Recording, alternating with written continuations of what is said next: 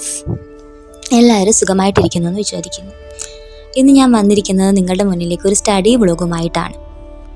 അപ്പോൾ നിങ്ങളെല്ലാവരും PSC പഠിക്കുന്ന തിരക്കിലൊക്കെ ആയിരിക്കുമല്ലോ. അപ്പോൾ ഇന്ന് സെക്രട്ടേറിയറ്റ് അസിസ്റ്റൻ്റ് അപ്ലൈ ചെയ്തിട്ടുണ്ടായിരിക്കുമല്ലോ എല്ലാവരും.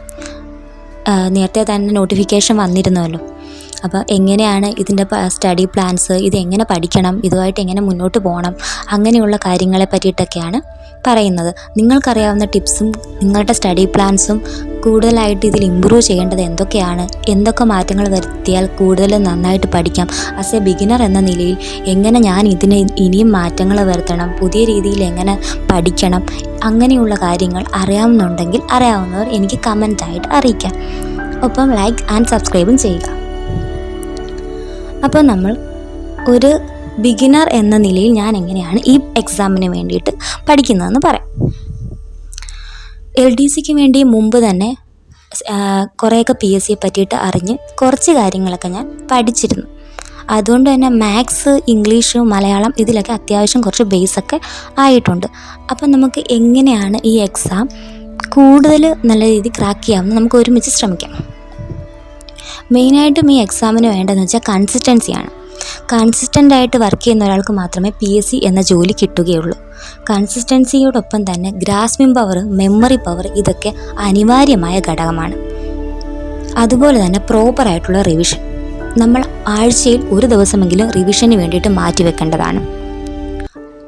എല്ലാ ദിവസവും പുതിയ 5 ടോപ്പിക്സ് വീതം നമ്മൾ പഠിക്കാനായിട്ട് ശ്രമിക്കണം.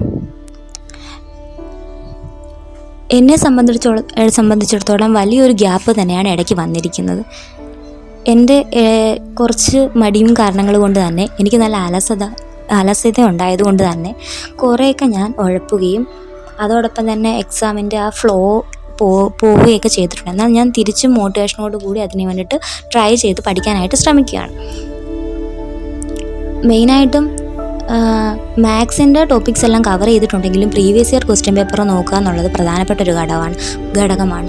പിന്നീട് ഞാനിപ്പോൾ ചലഞ്ചർ PSC എന്ന് പറഞ്ഞ ഒരു ആപ്ലിക്കേഷൻ ഇൻസ്റ്റാൾ ചെയ്തിരുന്നു.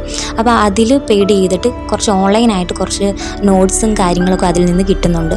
അതുകൂടാതെ എക്സ്ട്രാ ക്വസ്റ്റ്യൻ പേപ്പേഴ്സും കാര്യങ്ങളും വളരെ യൂസ്ഫുള്ളായിട്ടുള്ള ക്ലാസ്സസാണ് ചലഞ്ചർ PSC പ്രൊവൈഡ് ചെയ്യുന്നത്. അതിലെ നോട്ട്സ് നല്ല രീതിയിൽ സഹായിക്കുന്നുണ്ട്. എക്സാം കൂടുതൽ നല്ല രീതിയിൽ പഠിക്കാനും ഒക്കെ നമ്മളെ സഹായിക്കുന്ന ഒരു ആപ്ലിക്കേഷൻ തന്നെയാണ് ചലഞ്ചർ PSC എന്ന് പറയുന്നത്.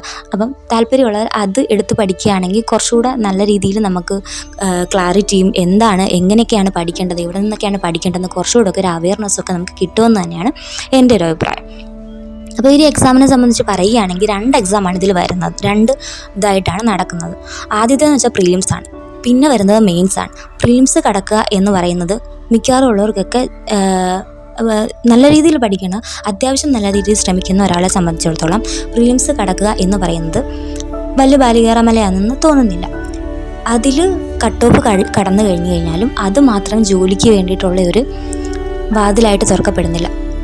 അത് കഴിഞ്ഞിട്ട് വരുന്ന മെയിൻസ് എക്സാമിന് നമ്മൾ അത് ജയിച്ച് പിന്നീട് ഇൻ്റർവ്യൂ പാസ്സാവണം. അപ്പോൾ ഇൻ്റർവ്യൂ പാസ്സാവണം, അതോടൊപ്പം തന്നെ പ്രിലിംസ് പാസ്സാവണം, മെയിൻസ് പാസ്സാവണം. ഇങ്ങനെ 3 ഘട്ടങ്ങളാണ് നമുക്ക് മുമ്പിൽ PSC തുറന്ന് വെച്ചിരിക്കുന്നത്. അതുകൊണ്ട് തന്നെ മാക്സിമം നല്ല രീതിയിൽ hard work and smart work ചെയ്യുന്ന ഒരു കുട്ടികൾക്ക് മാത്രമേ ഈ സെക്രട്ടേറിയറ്റ് അസിസ്റ്റൻ്റ് എന്ന ജോലി കിട്ടുകയുള്ളൂ എന്നാണ് ഇതുവരെയുള്ള അറിവുകളിലൂടെ മനസ്സിലായത്. അപ്പോൾ ഈ എക്സാമിന് വേണ്ടി ഇനിയും പ്രിപ്പയർ ചെയ്യാമെന്ന് പറയണത്, ഇനിയുള്ള സമയമെങ്കിലും നല്ല രീതിയിൽ പഠിച്ച് നല്ല രീതിയിൽ ഫോക്കസ് നഷ്ടപ്പെടാതെ കൺസിസ്റ്റൻ്റ് ആയിട്ട് വർക്ക് ചെയ്യുന്ന ഒരു വിദ്യാർത്ഥിക്ക് ഉറപ്പായിട്ടും ക്രാക്ക് ചെയ്യാൻ പറ്റുമെന്ന് തന്നെയാണ് എനിക്ക് തോന്നുന്നത്. എന്നെ സംബന്ധിച്ചിടത്തോളം ഇന്ന് മുതൽ ഞാൻ കൺസിസ്റ്റൻ്റ് ആയിട്ട് വർക്ക് ചെയ്താൽ ഷുവറായിട്ട് ഇത് നേടിയെടുക്കാൻ പറ്റുമെന്ന് തന്നെയാണ് എനിക്കൊരു വിശ്വാസമുള്ളത്. അപ്പോൾ കൂടുതലായിട്ട് ഈ എക്സാമിനെ പറ്റിയിട്ട് പഠിക്കുക, അറിയുക, പുതിയ രീതിയിൽ PSCയുടെ മാറ്റങ്ങൾക്കനുസരിച്ച് PSCയുടെ ട്രെൻഡ് അറിഞ്ഞ് പഠിക്കുക എന്നുള്ളതാണ് ഇതിൽ പ്രധാനപ്പെട്ടൊരു ഘടകം. എന്താണ് PSC ഉദ്ദേശിക്കുന്നത്? ചോദ്യകർത്താവിൻ്റെ മനസ്സറിഞ്ഞ് നമ്മൾ ആ രീതിയിൽ ചിന്തിച്ച് പഴയ ക്വസ്റ്റ്യൻ പേപ്പർ റെഫർ ചെയ്ത് ആ ക്വസ്റ്റ്യൻസ് എവിടെ നിന്ന് വന്നു, അതിനെ ബേസ് ചെയ്ത് എന്തൊക്കെ ചോദിക്കും, അതുമായിട്ടുള്ള കാര്യങ്ങൾ അറിഞ്ഞ് വേണം നമ്മൾ PSC പഠിക്കാൻ. നമ്മളൊരു PSC ആസ്പിരൻ്റ് എന്ന നിലയിൽ എല്ലാ കാര്യങ്ങളെപ്പറ്റി അത്യാവശ്യം അവെയർ ആയിരിക്കണം. Daily news paper, current affairs അങ്ങനെയുള്ള കാര്യങ്ങളൊക്കെ നമ്മുടെ ഫോണിൽ നിന്ന് തന്നെ ധാരാളം സോഴ്സസ് ഉണ്ട്. അതിലൊക്കെ കുറേയൊക്കെ നമ്മൾ അറിഞ്ഞ് അതിൽ നിന്ന് തന്നെ നമുക്ക് അത്യാവശ്യം നോളജ് നമ്മൾ ശേഖരിച്ച് വെക്കണം. അങ്ങനെ ആ നോളജ് യൂസ് ചെയ്തിട്ട് പിന്നെ എക്സാം ഹോളിൽ ടെൻഷൻ ഫ്രീ ആയിട്ടിരുന്ന് എക്സാം അറ്റൻഡ് ചെയ്യാൻ ശ്രമിക്കണം. അപ്പോൾ കൂടുതൽ ഈ എക്സാമിനെ പറ്റിയിട്ടും ഈ എക്സാം എങ്ങനെ നല്ല പ്രോപ്പറായിട്ട് പഠിച്ച് പ്രോപ്പറായിട്ട് ഇതിൽ കയറാം എന്നതിനെ പറ്റിയിട്ടും കൂടുതൽ അറിയാവുന്നവരുണ്ടെങ്കിൽ അതും കമൻസ് ആയിട്ട് അറിയിക്കുക. എന്തെങ്കിലുമൊക്കെ മോഡിഫിക്കേഷൻസ് ഈ വീഡിയോസിലും പറയുന്നതിലും മാറ്റം വരുത്തണമെന്നുണ്ടെങ്കിൽ അതും നിങ്ങൾ അറിയിക്കുക. നിങ്ങളുടെ വിലയേറിയ അഭിപ്രായങ്ങൾ അറിഞ്ഞ് അതിനനുസരിച്ച് മാറ്റം ഞാൻ വീഡിയോയിൽ വരുത്താൻ ശ്രമിക്കുന്നതാണ്. അപ്പോൾ ഓക്കെ, ഇത്രയേ ഉള്ളൂ ഇന്നത്തെ വീഡിയോ. Thank you.